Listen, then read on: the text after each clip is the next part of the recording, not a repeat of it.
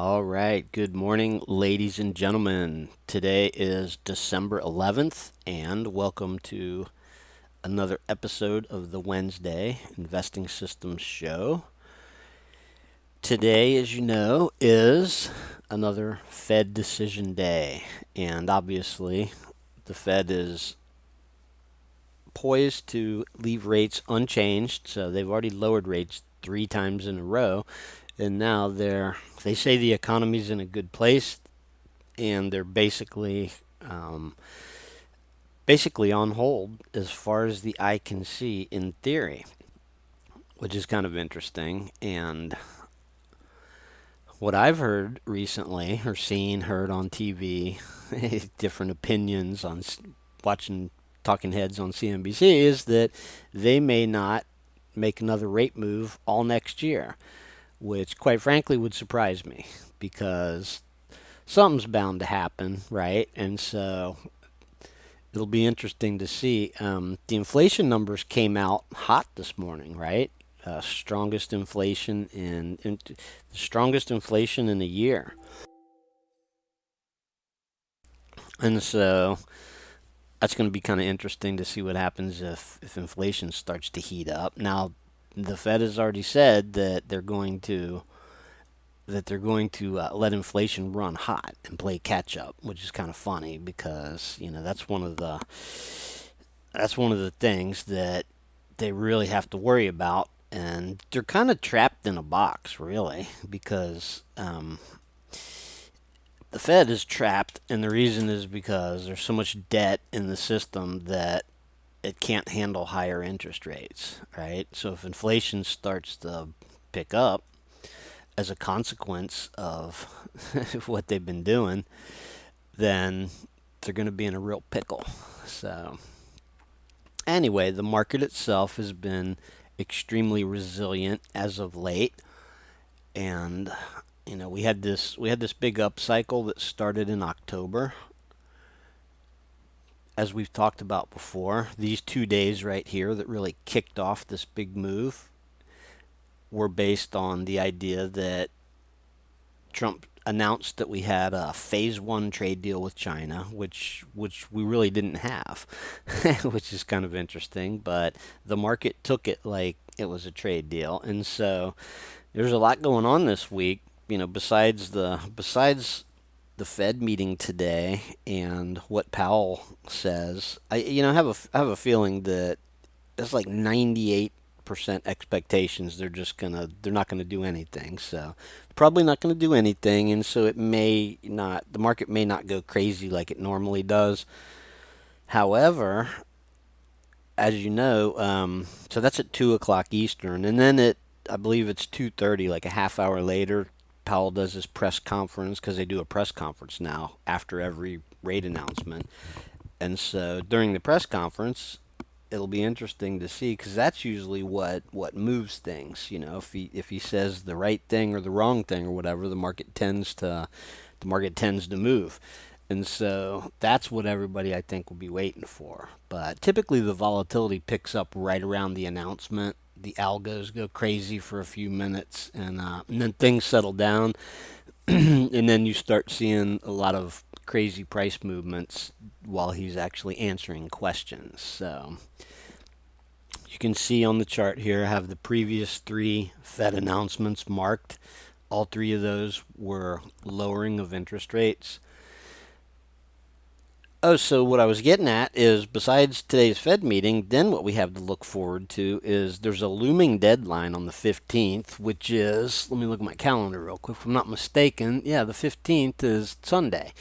And so there's a deadline for Trump has said that if there's no trade deal, that he's going to increase tariffs on China on the 15th, right? So going into next week. And so one of two things are going to happen at the end of this week is he's going to hold off on increasing the tariffs, like adding these new additional tariffs. He's either going to hold off on that or he's going to go with it.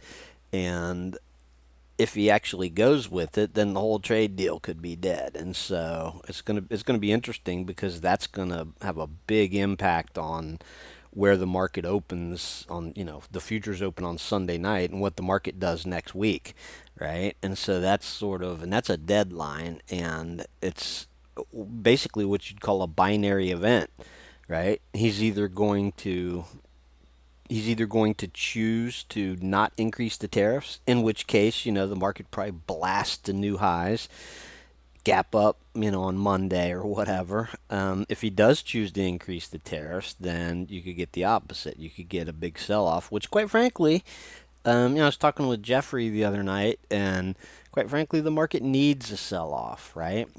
One of the issues that we're starting to run across is that the market moves in cycles, and so we've had a couple of sell-offs here since the spring, actually three. This was a lot of craziness right here, but we've had three sort of distinct pullbacks, I guess you could call them. And so now, I mean, we've rallied up sort of the all-time high in the history of the world. We're at the top of like the near-term cycle, and while we got a little couple of day dip there, we're right back up, within a percent or probably even less of an all-time high. And so what the market really needs is sort of a reasonable down cycle. As painful as that always is, it sets a bunch of stocks up for swing trades, right?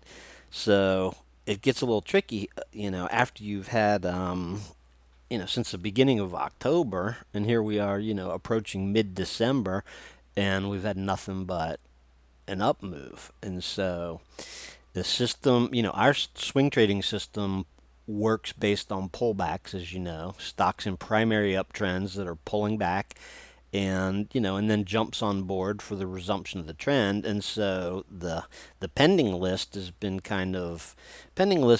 little bit sparse, just because we're not getting the type of pullbacks that the system likes, right?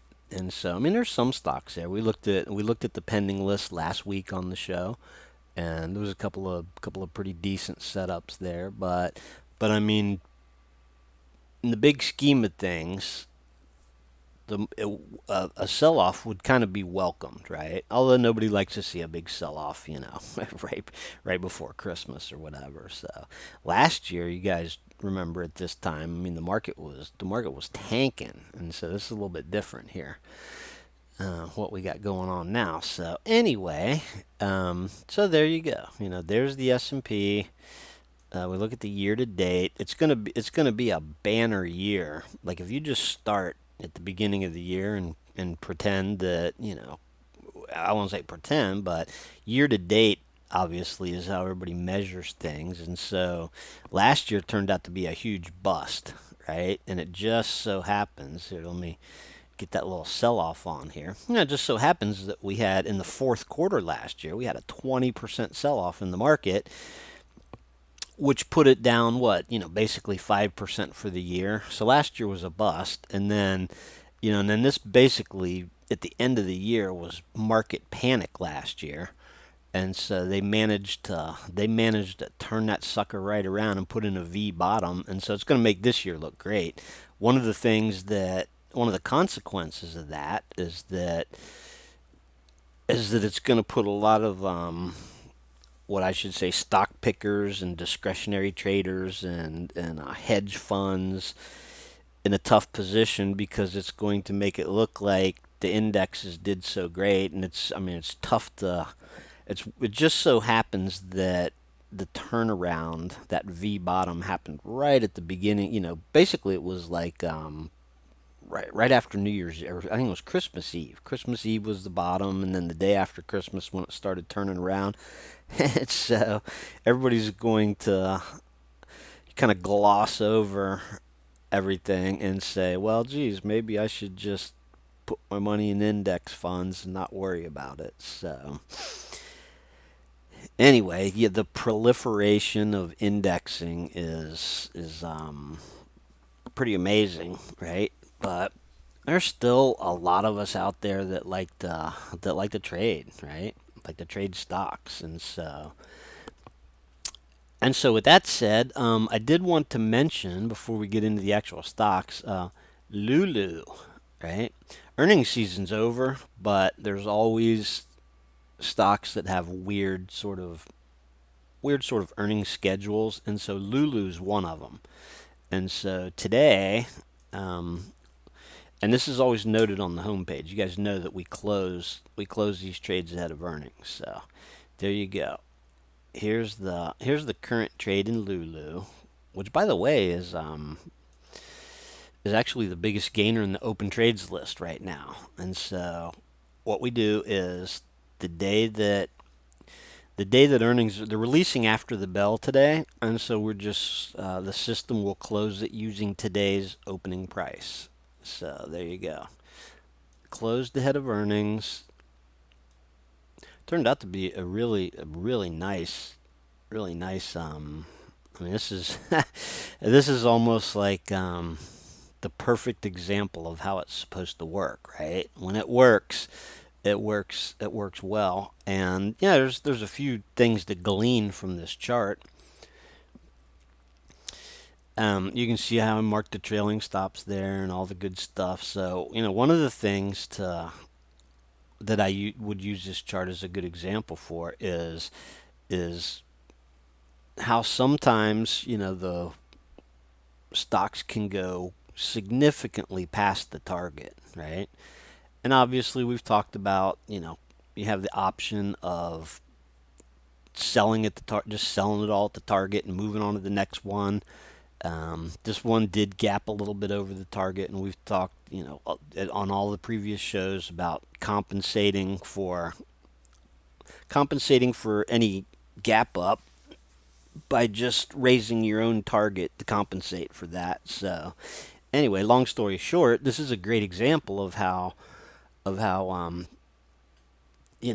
stock that's in a strong uptrend can go well past the target. And so basically, it doesn't get much better than this. And the reason is that this trailing stop is still hanging back right below that last pivot low, right? My guess is if this, well, it's not even my guess. I know for a fact, if we weren't closing this based on earnings this morning, then this stop would probably ratchet up, a few more bucks right here. It just so happens that everything is kind of coinciding here, right? Because it's time for the stop to ratchet up again, but the stop for the past few days is stuck right below that pivot low, which is kind of neat. So anyway, it is what it is, and it will get closed at today's open for about a 12% gain. And you can see, there was, and so after earnings, I mean, maybe it'll take another dip like that for a while, and then come back on, right? So this was a pretty decent trade right here the last time back in October, and then it just kind of reached a certain point and hung out, and then had a pretty substantial sell-off where it caught the trailing stop down here. You can see that's the trailing stop that got hit right there. So that was decent, but this particular more recent move, really super significant. So that's a good one there. So there we go. There's Lulu. Figured I'd go down the list, take a look at these open trades like I usually do. With the Fed today, there's no telling what the market's going to do. The market's been extremely resilient, and we could be looking at like sort of a dull. We could be looking at a dull rest of the week because it's hard for anybody to want to make huge commitments ahead of the binary event I talked about a few minutes ago. And that's a pretty significant binary event, right? Because if you watch the market during the day, you know that every time one of these trade deal headlines hits the wire, the market can move significantly, right? And the funny thing is, it's so much noise and so many people saying stuff, and unnamed sources say. I think it was yesterday morning. There was an article, Bloomberg or somebody, they had a headline that said that sources close to the matter said that Trump was going to hold off on the tariffs, and the market, rallied in the morning. And then a little bit later, I think it was Kudlow at first came out and said that, that the tariff hikes were not off the table. And so there's all sorts, and then the market sold off, right? I mean, and so anyway, it is what it is, but all this sort of news driven type of stuff is really annoying. And as much as you can dismiss it, and a lot of people dismiss that type of stuff, but the fact of the matter is that, the market's clearly moving on, the status of the trade deal, right? So it is what it is. CZZ. This is another beauty. This thing triggered. Let me move this over here. This thing triggered like right here this day at 1750. The nice thing about this particular trade, open trade, is that obviously, like the trigger price is there, right? And you see it in the pending trades. And so, what we're looking for is a close above the trigger, and so that happened this day, right? So this was this day right here. Let's see, on 11/29, the close was 1749, and the trigger was 1750, right? So it didn't close over the trigger there. Following day, it closed over the trigger and 1764, so it closed a little bit over the trigger, but and then so it would that night after the update, it officially had triggered, and so it shows up on the triggered today list, which means it's a buy. Excuse me, the following morning, as long as the price is over the trigger price, right? That's how it's basic sort of strategy of the system, and so the following morning, it opens at 1751. So basically, um, this is one that you could have got in right at the absolute trigger price, right? No problem at all. And so, see, we don't have any control once a stock triggers in, right? Not that it really matters that much. See, that's people get in their mind just basically because how the world works, how these type of things work. People think that they have to get in at the exact trigger price, and that's not really the way that we designed it. The trigger is basically the trigger price is basically a level that we were looking for the stock to close over to indicate that it could get some increased momentum to the upside, right? And so, but trust me, I know that people like exact entries in that, and so a majority of the stocks, and stocks just do this by their nature. They gap up, they gap down. When a stock closes over the trigger, it may be significantly over the trigger, and then so the next morning, it's over the trigger. And we've seen some that gap down under the trigger, and so this is one of the rare instances where it basically opened right at the trigger price. And interestingly enough, I mean, look at this move here, right? Ever since this thing triggered in, every single day has had a higher low, up into including today, right? This thing's up a couple of percent today, so pretty nice. It was a pretty nice move. Parabolic stop kicked in on this, which basically means that and that parabolic stop may come up under today's low. So what I don't have marked on here, amazingly enough, what I don't have marked on here, let me put this where it actually belongs, right, which is right there. I'm surprised I didn't mark this last week. And so this is kind of the target on this was 1845. And so I don't know why I didn't put this on here last week, but so there you go. There was the target, and this is another example of 1845. Another example of, one that hit the target pretty quickly and just kept going, right? And so that's why taking some off of the target. Now there's a couple that I believe we have an open trade that's basically hit the target, and then that's kind of it. Sometimes they just peter out at the target.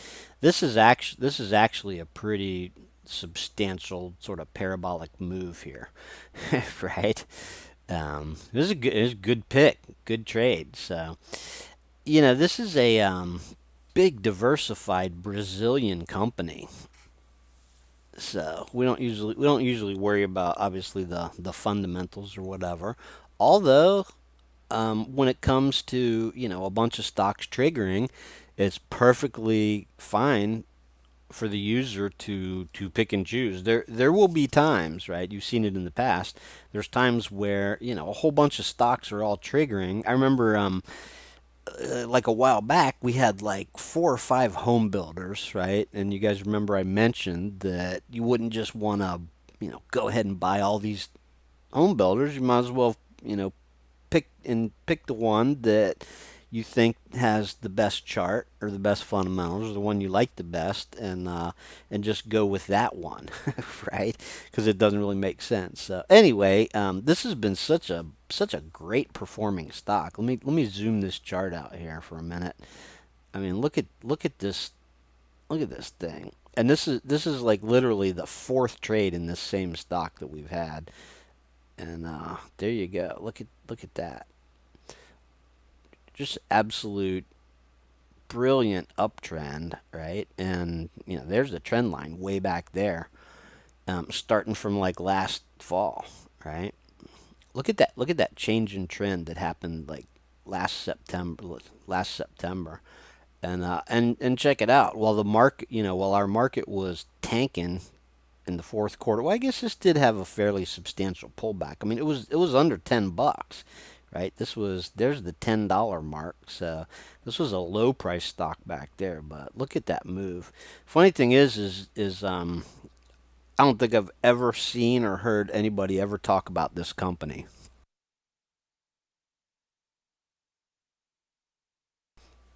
It's like what you would call one of those under the radar stocks. The only people that are probably familiar with this name are people that like scan the new highs list, right? Look at the 52-week highs all the time, which is something I used to do a long time ago. It's like I was intimately familiar with the 52-week highs list because that's where you see a lot of the big winners. You see them frequently over and over and over, and as a stock hits a new high, it tends to be on there.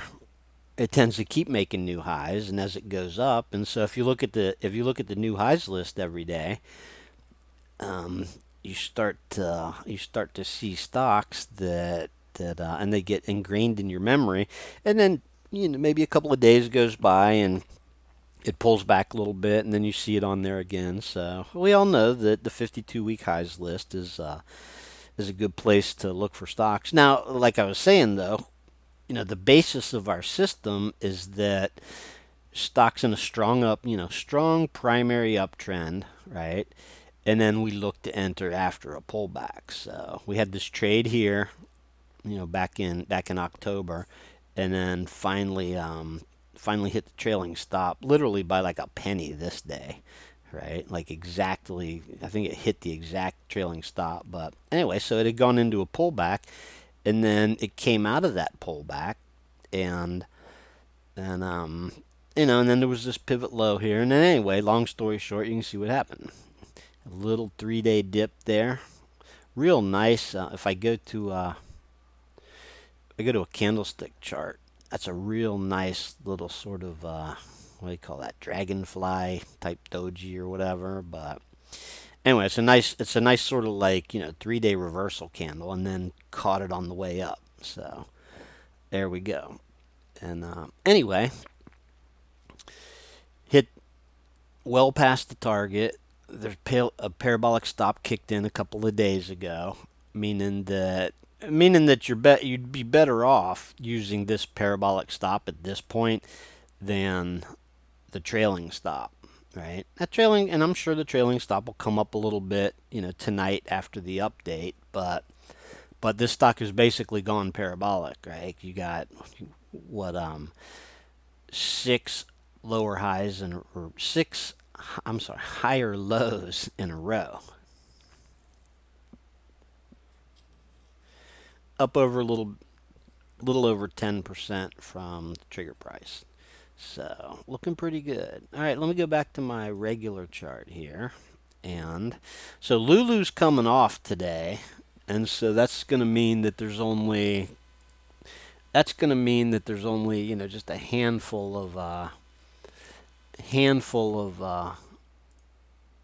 open trades left. Oops, hang on. I clicked something on my other screen over here by accident, and there we go. Trying to fix it. I don't know what I was doing. My other computer is starting to run I think like the run some sort of scan or something. It was starting to make noise. Okay, so let's move on. We got Lulu getting closed today at the open. CZZ is the next gainer here. Let's see, go to the open trades, and I like to usually when I sort them by the gainer. The other thing is that the ones that are up the most tend to be the ones that have been open the longest, right? So the system kind of uses the old philosophy of let your winners run and close your losers quickly, right? And so it's kind of the nature. It's programmed into the system that stocks that keep going up after they trigger in are going to stay open as long as they keep going up, and that trailing stop's going to keep floating higher along with the price, and then eventually the stock's going to pull back and hit the trailing stop, which hopefully is for hopefully the trailing stop. I mean, theoretically, we want to see the trailing stop make it past the entry, right? That's the real key there. So in this case, Generac, I guess that's how you pronounce it. Trailing stop at this point is past the entry. Everything's looking pretty good. And the other sort of key element is that the trailing stop needs to be far enough away from the price action, like it was back here, right?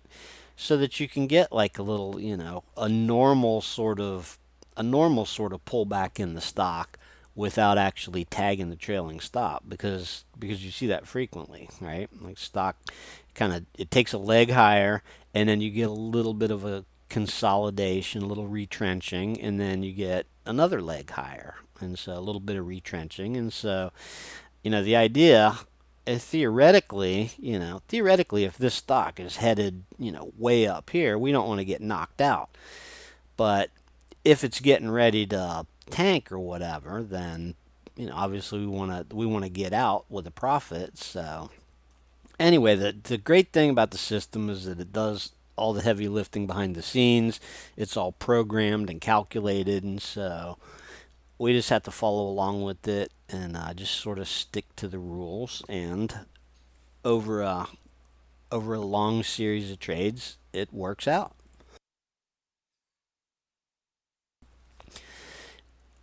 So the point I was about to make here is, every single trade is different, right? This one just so happens, it so happens that the trigger was way back over here, right? And of course, we've been looking at this one since it was open, and so this is just kind of unusual. It was this little consolidation here was sort of an unusual situation, but working out pretty well now.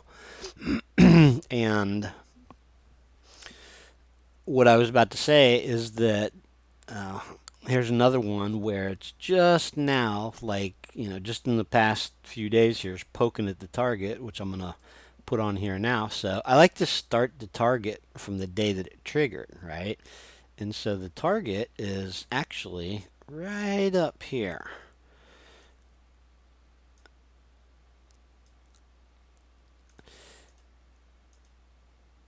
Target on Generac on this particular trade is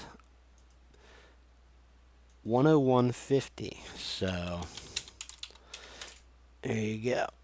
So anyway, took a while. Took a while, but it made it to the target, and it's kind of hanging around, So, and I've seen this frequently. Sometimes they'll make a nice move through the target, and then sort of consolidate in that area, and so that's why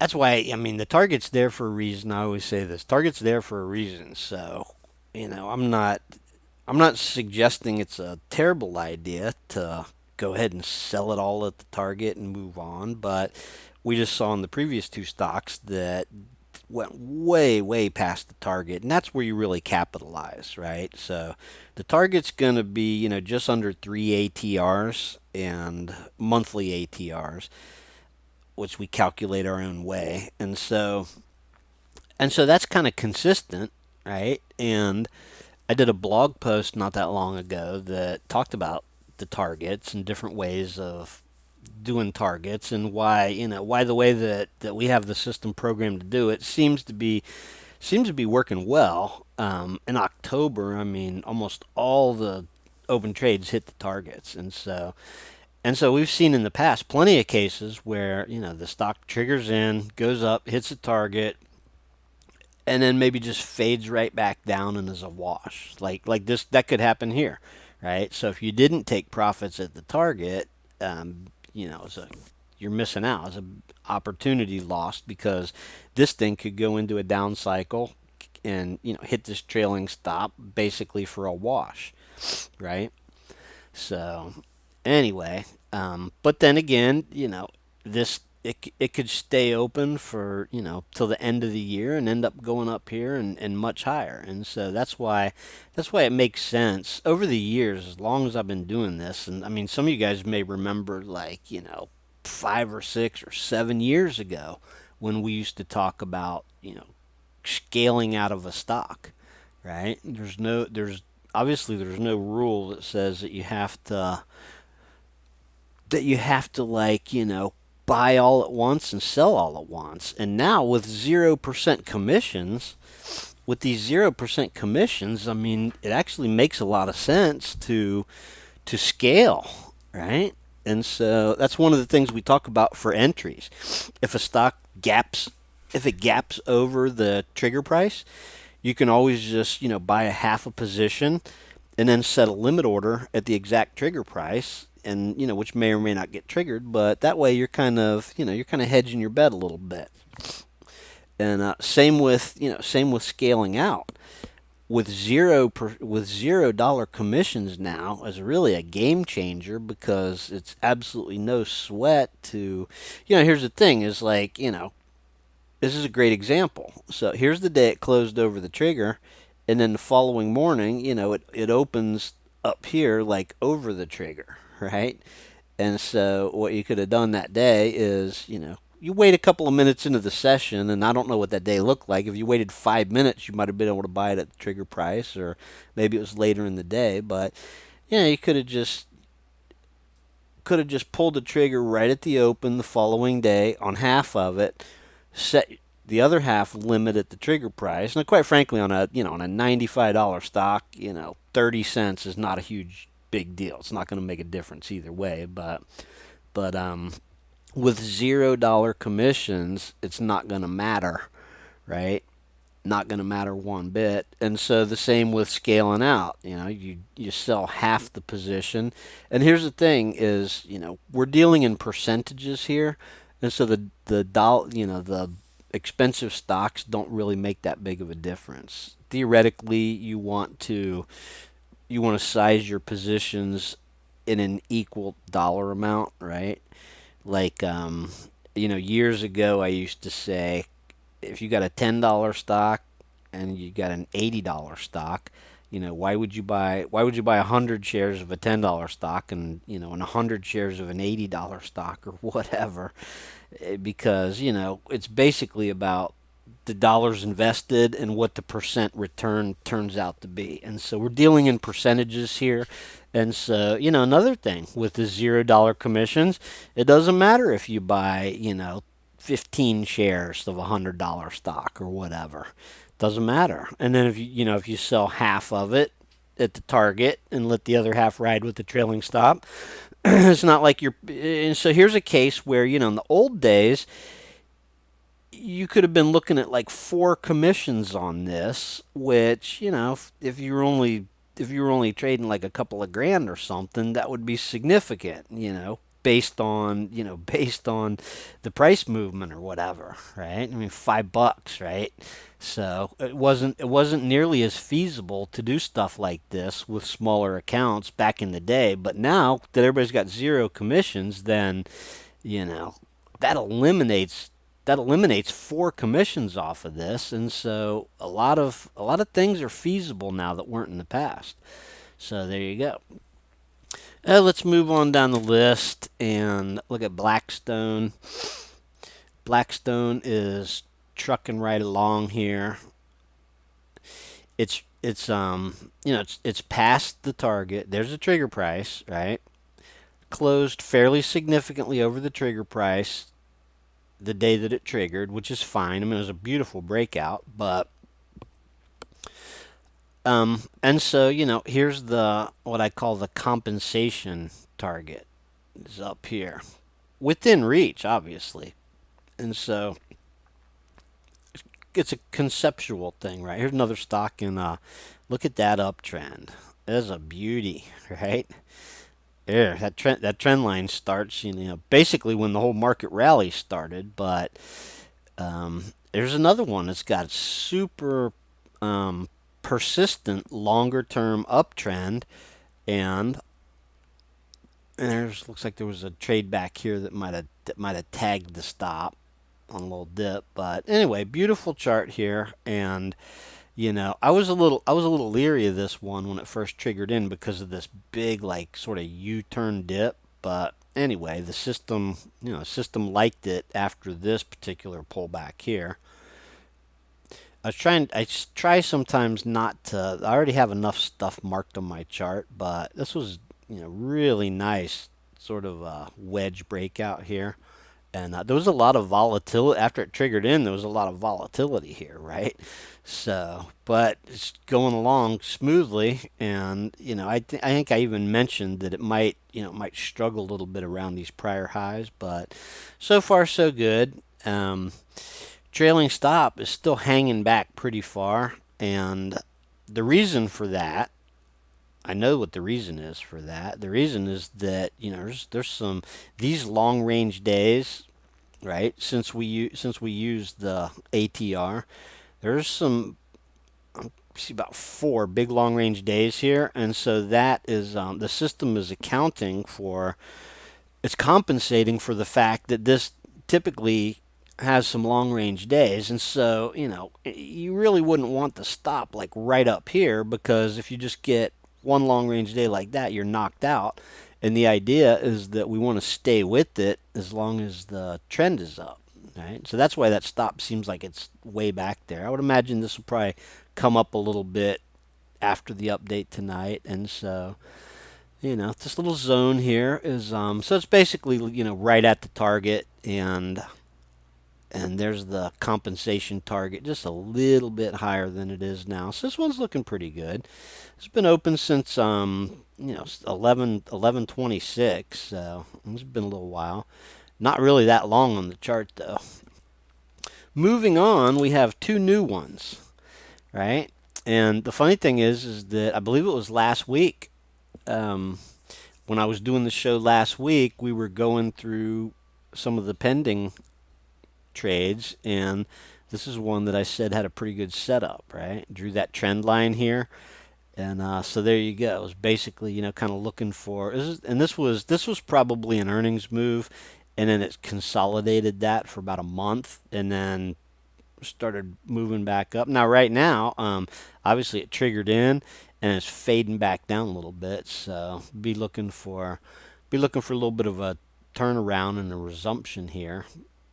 So that's that. This one's only been open for a couple of days, right? Trailing stop basically has moved up right away. This would have been. I can move this. Sometimes I have to draw these a certain way, or they get screwed up on the chart. But basically, triggers in the first stop down here at the low of the pattern, and then almost immediately within 1 or 2 days, trailing stop ratchets up, right? So there we go. Still looking pretty good. Just normal price fluctuation, right?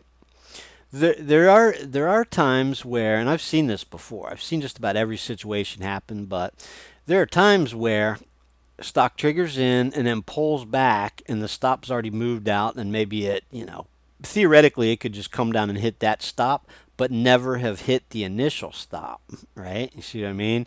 And so, then you'd be thinking, well, geez, I should have just left the initial stop, down at the lows of the pattern, and but the idea is that we want to try and get that stop up as quickly as possible, and that's what I was going back to what I was saying earlier, like let your winners run and cut your losers quickly, right? And so by ratcheting that stop up fairly quickly, that's kind of what we're doing. So a lot of times you'll see that the initial stop seems like a lot of risk, but the way that it works is that risk gets mitigated extremely quickly in most cases, and so we're not really saying, because it's very rare. I mean, I think we had one this past month, or this last whole cycle here. I think we had one full stop out, right?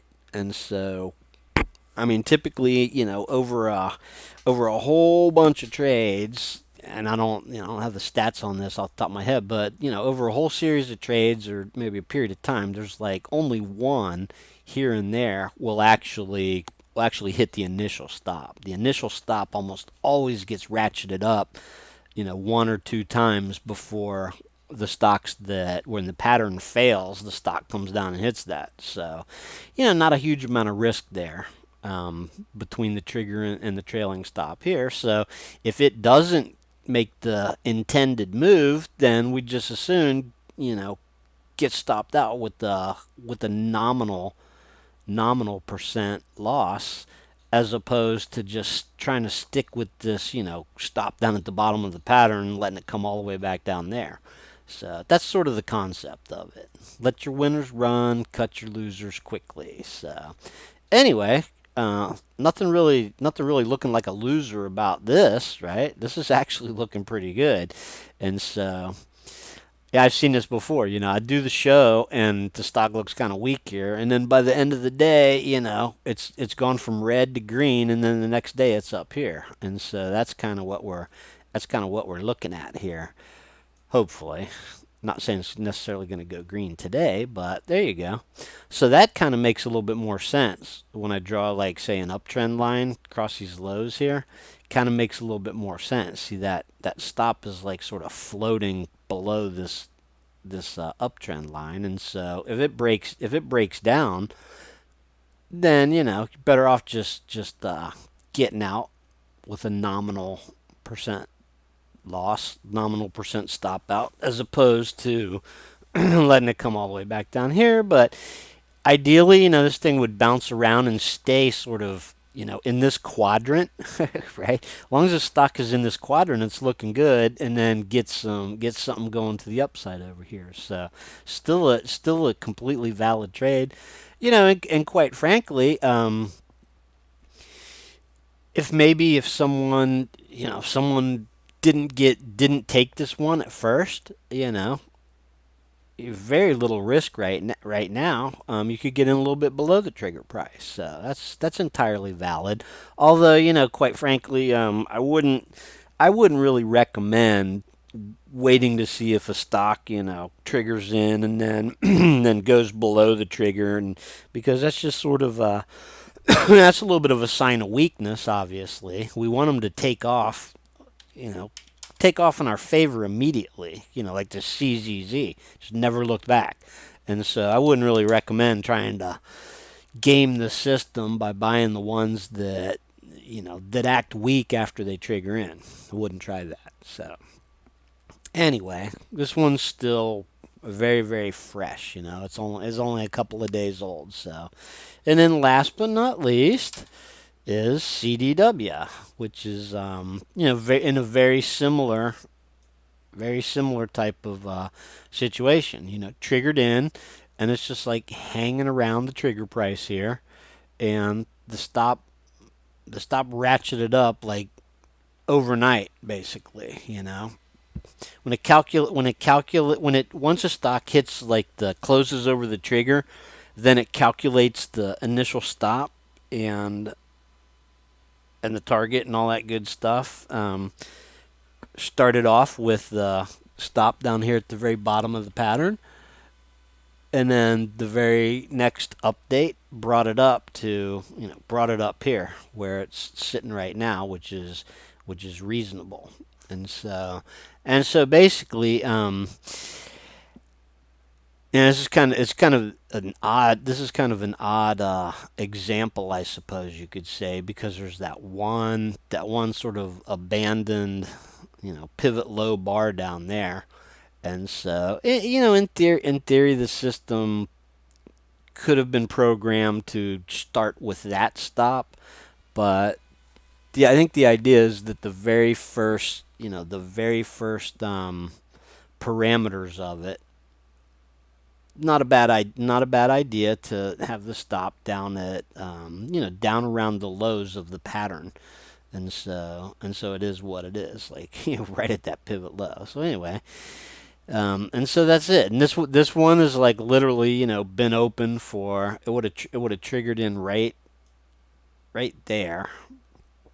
So this is day two, basically, or I'm sorry, this is day three, right? So it's a strong stock. Look at this uptrend, right?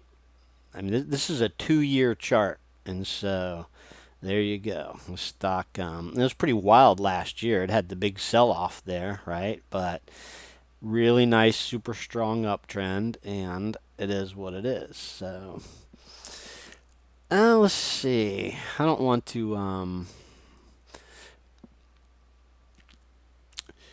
Yeah, market just kind of hanging around today. Had a little bit of a surge. Yeah, real quick. Let's just. I just want to look at some of these pending trades here, just for the heck of it. This one looking pretty decent. Um, we went over at length last week about how the trigger on the pending trades can change, right? So yeah, a lot of these same stocks, I mean, that are in these nice uptrends and hitting highs and that, when they go into pullback mode, they show up again, right? Costco, you guys remember we had a couple of trades in Costco. Now Costco's in pullback mode, and so if it turns back around, this was a nasty one. This is the I think this is the only one in November that hit the full stop, and you can see what happened there. And that was one of those trade war things where Trump said, one of those 1 day sort of things that really hit the semiconductors. Yeah, so this is still a pretty decent uptrend, actually. AutoNation got a nice pullback going here. And let's see if I draw a trend line. Yeah, this is kind of setting up here. So 5160 is the current trigger on this. So that's not that much higher, right? 5160 is is I mean, literally like just barely above where it is now. You can see that little, you see a little breakout there. So yeah, this one could trigger tonight. Um, here's one of the beauty of the system is this, and this is the whole reason that we wait for the stock to close above the trigger is like suppose, hypothetically, just suppose that, everything's going along swimmingly today, and then, this afternoon Powell says something the market doesn't like and the market tanks or whatever, and this thing fades all the way back down, and then, the market goes into correction mode or whatever, then then we're not triggered into this, right? Just because we're not buying it intraday today, just because it poked at the trigger. The close is like a confirmation, and so that's sort of the way to think of it. Is like, typically you get a good stock setup, right? And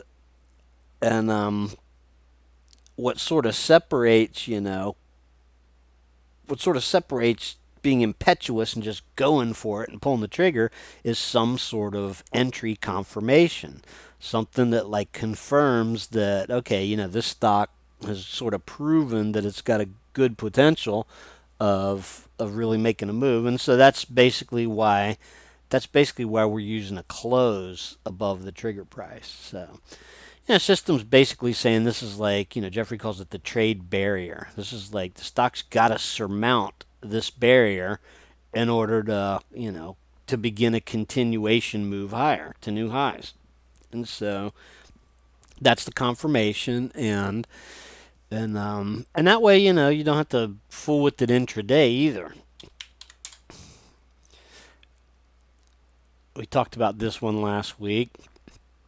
A lot of big up and down swings here, and so last week, I was pointing out how this could consolidate and then cycle back up like it's done all these times. So the interesting thing about this is that last week, so the trigger was at like 147, right? Which obviously it hasn't hit, and so um, over this past week now this trigger's come down to 144.50. How about that? So so there you go. Let's see, 144.50. So that's if you were watching last week and we talked about that, I went into some detail about why on the pending trades list that the trigger sometimes is like way far away from the price, and you're like, well, I'd never want, like last week, you'd be like, I never want to wait for it to go all the way up to 147 to get in or whatever. And so I was explaining how, this is exactly what we're looking for. This is exactly, this is prime. And so, you got a stock, and what it tends to do, and I'm looking for another spot on the chart, but this is like a pretty good area right here, I suppose, or it's conceptually, right? The stock, runs up, has a pullback, and then like a real nice sort of the range starts to narrow up, and you get that consolidation, right? And then you get the next upswing, and so happened back over here too. Same sort of thing. It was a little faster over here. Like the stock tanked, consolidated for a few days, and then turned right back around. But this stock has a habit of, you see the big U, like the white space, it forms a U. And I mean, this stock has a habit of like having these big swings up and down. And so it's just had a swing down, and now it's, consolidating in a very similar manner and setting up for the next big upswing, right? Like the next big sort of U there. And so the idea is we're gonna wait till it closes over the trigger price to confirm it. The longer this consolidation goes on, a lot of times the better off the swing will be. Although this particular stock, I mean, it sort of has a habit of, not spending a lot of time, consolidating the pullback before it swings higher. So it's going to be an interesting one to watch. This will be very interesting. very close to now you can see today, I mean, it's still today is still consolidating in this little box here. So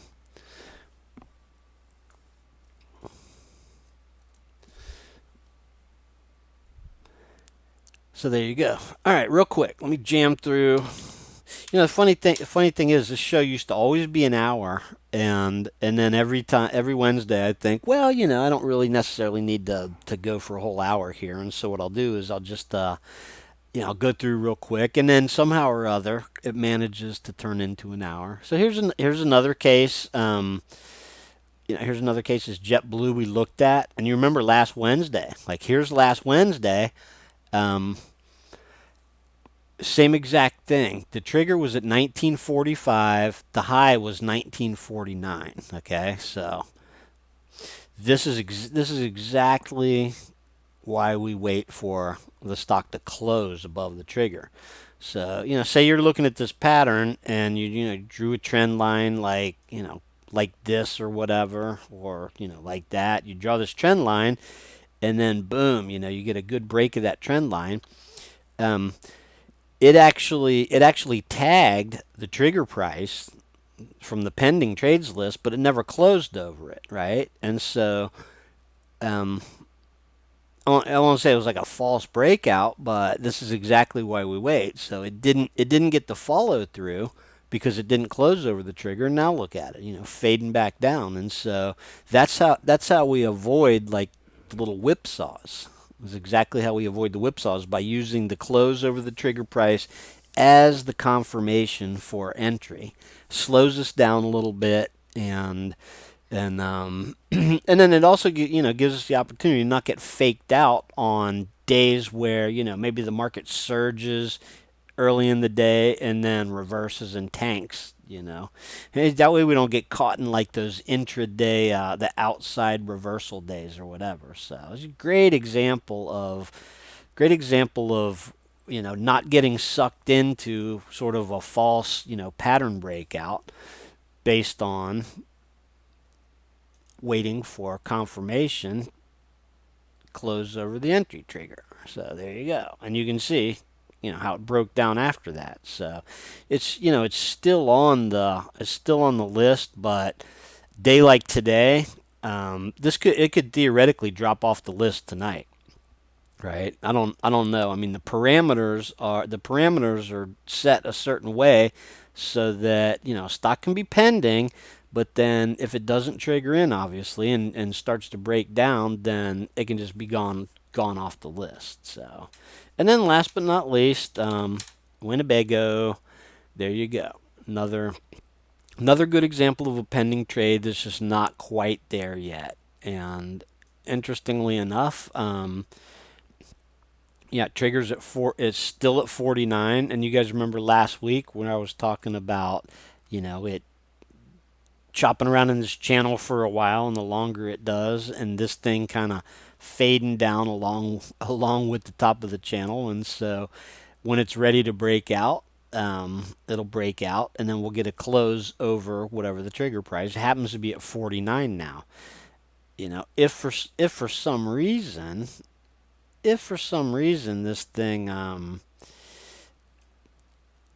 faded down in here, it's still pretty strong looking stock here, and so there's every possibility this could just stay on the pending list, right? And this could kind of real slowly creep down. It just depends, right? So anyway, that's kind of and the funny thing is, I mean, we're not like the system. Obviously, you guys know this. The system's a piece of software that does all these calculations and it just so happens, like when I'm drawing these chart patterns on here, these technical analysis patterns, it just so happens that kind of coincides with what's going on, right?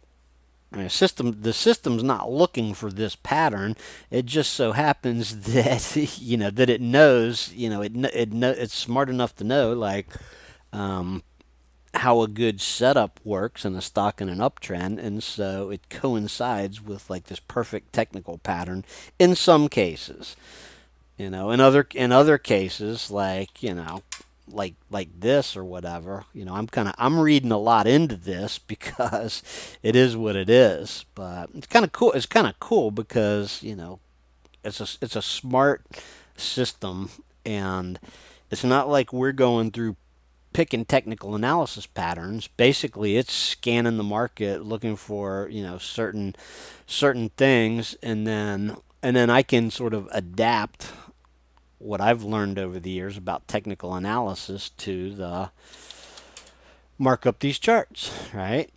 Now here's one that I couldn't really do much with other than say, hey, strong uptrend, pull back, pivot low, whatever. Like in a million years, I could have never like identified that this was going to happen on this particular stock, right? Lulu's kind of like, isn't it? A lot of people that are in Lulu are invested in it, right? Good fundamentals, this and that, and so it's just kind of interesting that it got picked up, and we've had a couple of good trades in here. So anyway, be interesting to see what happens with Lulu after the close tonight when they release earnings, but we're not going to be in it for the ride. We will, don't want to take the chance of holding over earnings. So anyway, it is what it is.